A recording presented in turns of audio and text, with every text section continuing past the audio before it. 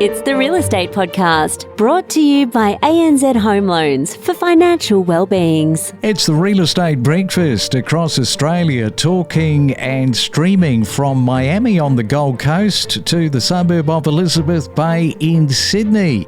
And good morning to wherever you might be listening in Australia or internationally. It is a Thursday, March the 26th. Keira Knightley is celebrating with you if you're celebrating your birthday. She's turning 41. Diana Ross, the singer, is 82. And the rocker Steven Tyler from Aerosmith is turning 78.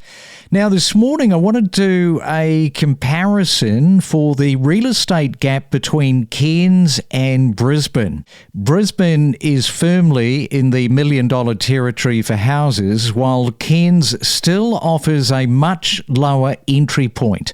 The same applies to units, but we'll take a look at the houses first.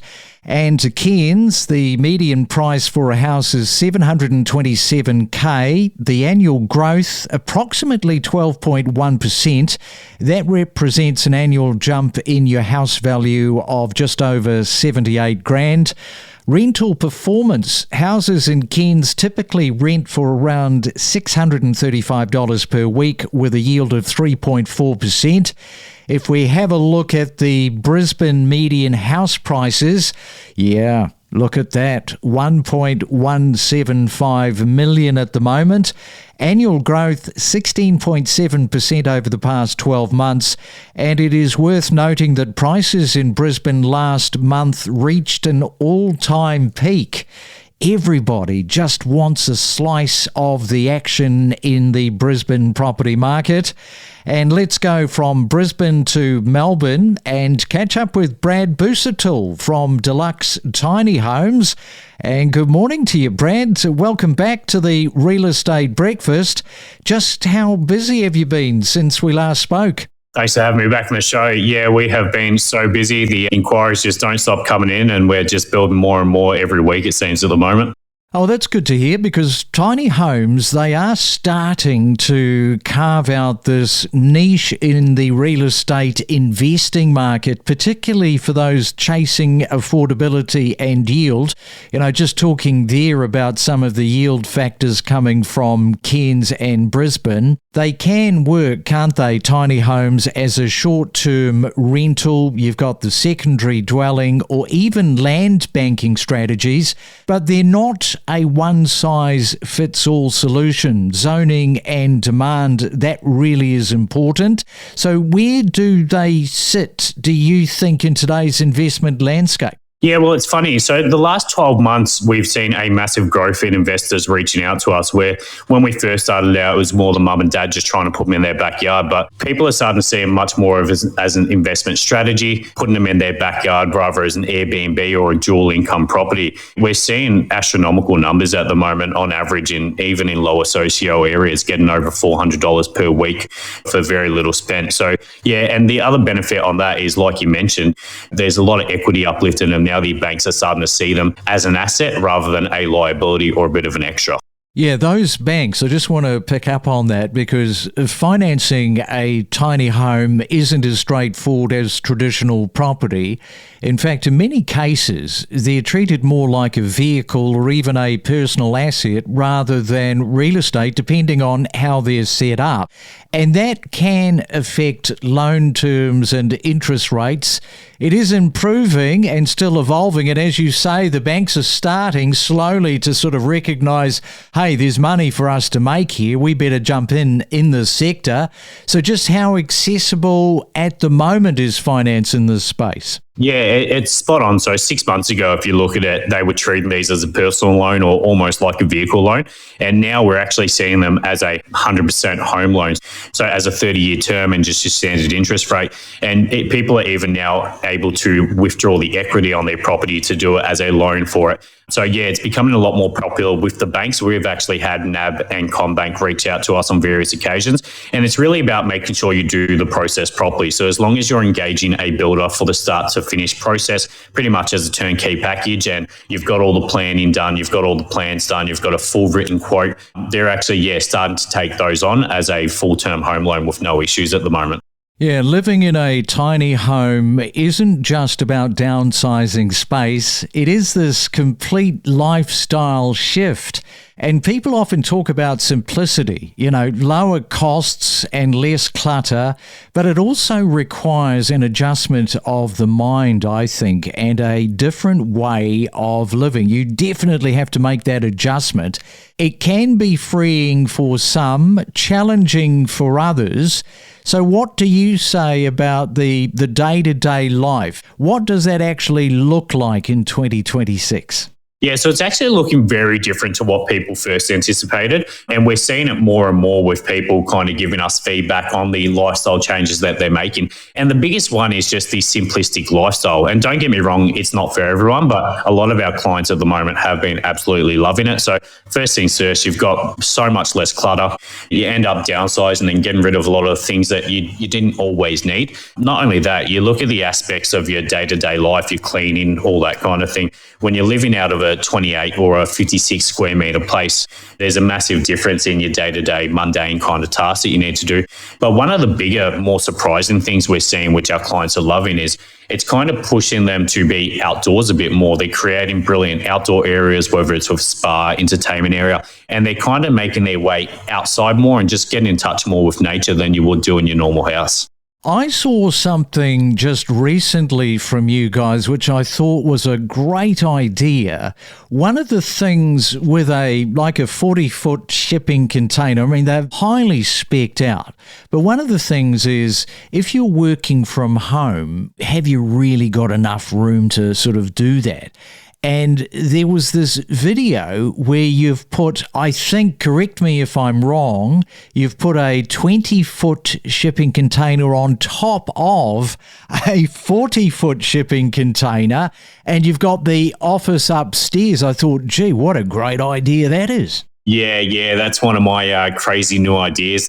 Sometimes I just can't sleep at night. I think about the craziest things and I just make them happen. So, yeah, what we've did is I have one of these I stay in when I'm traveling for work, and I have the 40-foot down the bottom, which has the full bathroom, kitchen, everything you kind of need to live in. But it is a little bit tight if I'm trying to work out of my home office as well. So we have the 40-footer on the ground. And what we actually did was I built a 20-foot office and placed that up top of a crane. And then I've got a beautiful 6-metre deck as well. So it's got panoramic windows the whole way across, and it really kind of separates the living from working space. And not only that, you've got breathtaking views and a comfortable space to kind of work and then also relax upstairs as well. So yeah, it was a bit of a crazy idea, but it's worked out really well and we've had a lot of interest in that.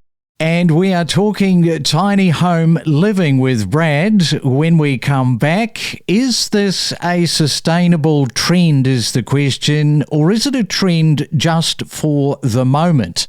We'll answer that next. It's the Real Estate Podcast, talking properties from 6 a.m. every day, from every corner of the Australian real estate market. Let's explore together the power of real estate. It is a Real Estate Thursday, and we are comparing two vastly different cities and the gap between Cairns and Brisbane this morning.